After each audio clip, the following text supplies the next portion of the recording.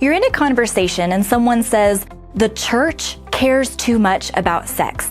I love God too, but I don't think he really cares about who I sleep with. He just wants me to be happy." What would you say? Today, sexual freedom is considered an absolute. We're told that nothing should threaten or constrain our sexual choices. That's why, in this cultural context, the historic view of Christianity that sex belongs only in the context of marriage between one man and one woman is seen as antiquated, unrealistic, and even dangerous. Does God really care about who we sleep with? The next time someone asks you that question, here are 3 things to remember.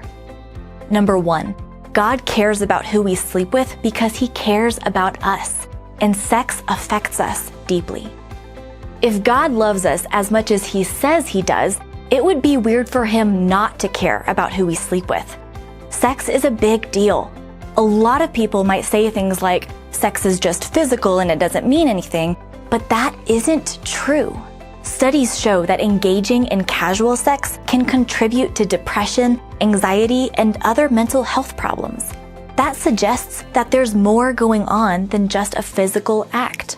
In fact, the stories from victims of sexual abuse or assault, especially the long-term emotional and physical trauma, underline the reality that sex is more than just physical. When someone is sexually harmed, it's not just a body that has been attacked. A person has been violated.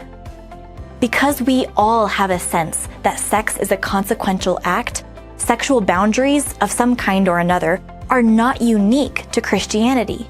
The difference is seen in where those boundary lines are drawn and the basis for drawing them where we do. Many people today say that anything's okay as long as it's between consenting adults. Though consent is necessary, the Me Too movement has shown that consent isn't enough to protect people from harm. Consent can be confused, coerced, or even given when it's unhealthy to do so. Christianity draws the boundary lines more carefully than that, which leads to our second point. Number 2, God cares about who we sleep with because of what he designed sex to do. Almost everywhere in our culture, especially in movies and music and TV, sex is portrayed as something to be consumed. There's a basic assumption that sexuality is about satisfying our own desires. But this directly contradicts how God designed sex to be between his image bearers. In fact, Jesus challenges the consumption view of sex, not just by addressing our behavior, but by addressing the heart. In Matthew 5, verses 27 and 28, Jesus says that merely obeying the letter of the law when it comes to sex is not enough. Our imagination and our intent matters as well.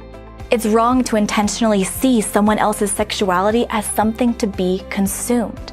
Jesus clearly saw people's sexual dignity as so precious that it should never be violated, not even in the privacy of someone else's mind. In God's design, sex is instead a way that we can completely, permanently, and exclusively give ourselves to another person. In other words, Christianity sees sex as something to be given, not taken, and it is to be given in the context that honors the dignity, purpose, and agency of both the giver and the receiver. Which brings us to our final point. Number 3, Jesus is for you, and even his difficult directives are for your good. Sex was God's idea. Using it differently than he intended defeats its purpose, which is why Jesus asks us not to fulfill any desire for sex outside of what it was designed for. That can be especially difficult to remember in a culture that makes it possible to have our sexual desires met anytime we want. But Jesus is very upfront about the fact that following him is costly for everyone. Costly, but also worth it. Jesus is for us. Any constraints he puts on how we live are for our benefit. Of course, if you don't believe that Jesus is who he says he is and that he is for you, then there's no reason to listen to him. But if he is the source of all life, if he did live and die and rise again, then you can trust him, even in those difficult areas where he asks you to follow him.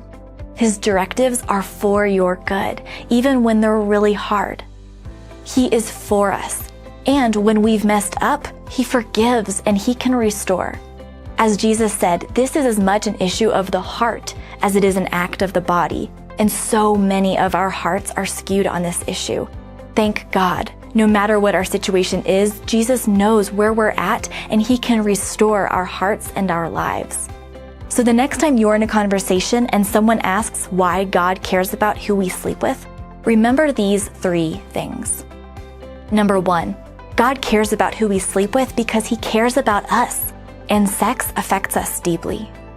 Number 2, God cares about who we sleep with because of what He designed sex to do. Number 3, Jesus is for you, and even His difficult directives are for your good. For What Would You Say? I'm Brooke McIntyre.